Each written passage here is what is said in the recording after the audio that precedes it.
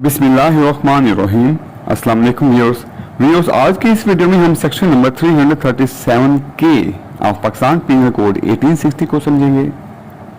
Video शुरू करने से पहले आप व्यूअर्स को बताते चलूं कि अगर आप पाकिस्तान पीनल कोड से मुताल्लिक में दूसरी वीडियोस देखना चाहें तो आप मेरे चैनल पर मौजूद पाकिस्तान पीनल कोड के नाम से प्लेलिस्ट को वॉच कर सकते हैं, जिसका लिंक मैं इस वीडियो की डिस्क्रिप्शन में भी दे दूंगा।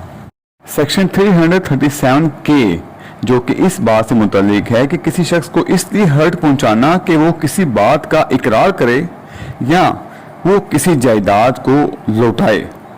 वो इकरार करने या लौटाने पर मजबूर करने के लिए अगर उसको हर्ट पहुंचाई जाए तो उसको बयान किया गया है सेक्शन 337 में। सबसे पहले तो हम इसको एक मिसाल से समझ लेते हैं ताकि कॉन्सेप्ट क्लियर हो सके।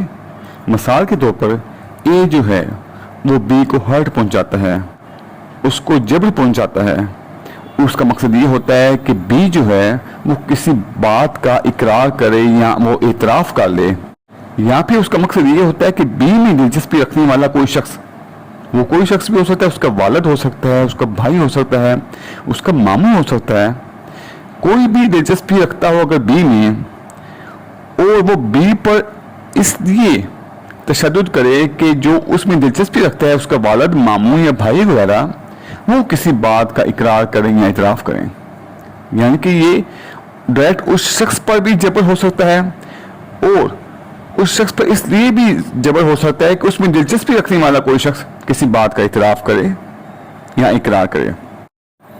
या फिर दूसरी सूरत हाल ये हो सकती है कि ए बी पर इसलिए जबर करे या उसको हर्ट पहुंचाए कि बी जो है वो किसी जुर्म का या किसी भी बदअनवानी का सुराग लगाने के लिए मदद फराहम करे, या फिर बी खुद या उसमें दिलचस्पी रखने वाला कोई शख्स किसी जुर्म का या बदअनवानी का सुराग लगाने के लिए मदद फराहम करे।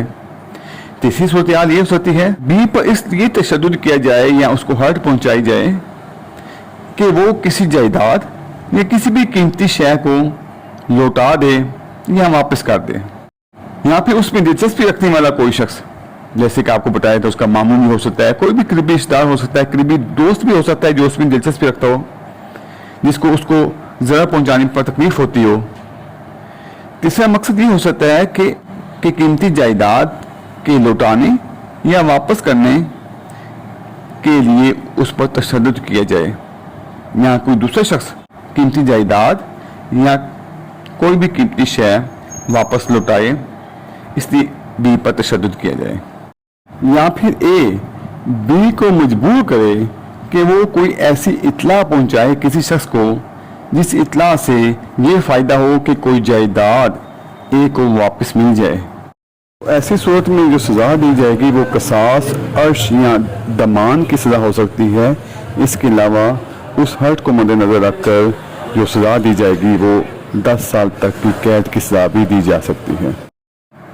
इस सेक्शन में आपने 4 चीज़ें याद रखनी हैं, 4 बातें याद रखनी हैं। नंबर 1, किसी शख्स से किसी भी बात या किसी भी अमर से मुतालिक ज़बरदस्ती इकरार या इतराफ़ कराना, ज़बरदस्ती इकरार या इतराफ़। नंबर 2, आपने याद रखना है कि किसी जुर्म या बदअनवानी का सुराग लगाने में मदद के लिए कोई इत्तला फराहम करने के लिए मजबूर करना, कोई इत्तला फराहम करने के लिए मजबूर करना।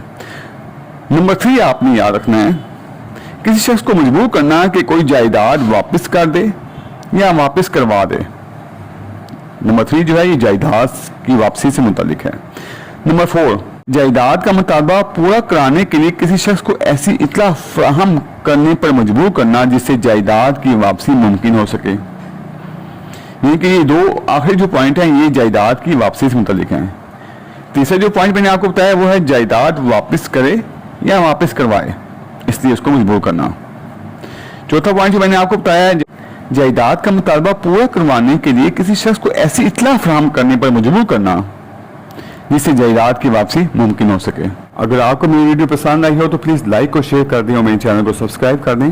अल्लाह हाफिज़।